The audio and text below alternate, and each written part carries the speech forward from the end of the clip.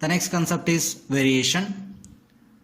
So if one quantity changes as another quantity changes, then in such case we use variation.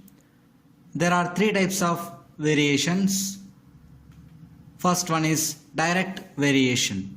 Let us take there are two quantities A and B.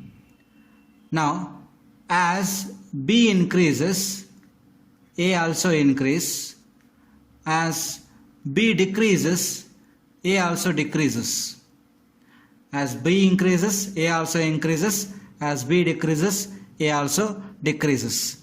Such variation is called as direct variation. This can be written as A directly proportional to B. The second variation is nothing but inverse variation. Let us take the two quantities A and C. As C increases, A decreases.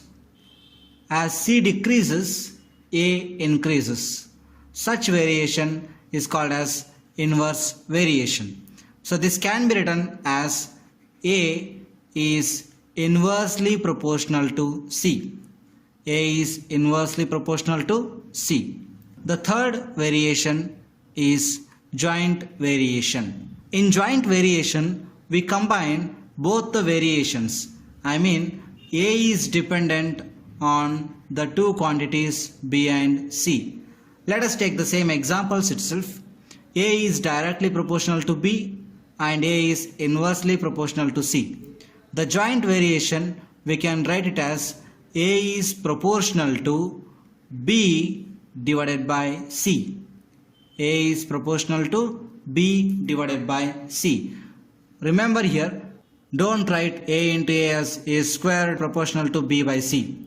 Write A only once. So joint variation we can write as A proportional to B divided by C. Now in any of these cases, if you want to replace the proportionality symbol by equal to symbol, then what you can write is A equals to, you have to write one constant. So let us take the third case. In the third case, we will write A equals to, let me take the constant as K. So A equals to K into B divided by C. Now what we get? AC divided by B is a constant K. So in this case, what we can write is, we can write A1 C1 by B1 equals to A2 C2 by B2. This concept is used in solving questions on joint variation.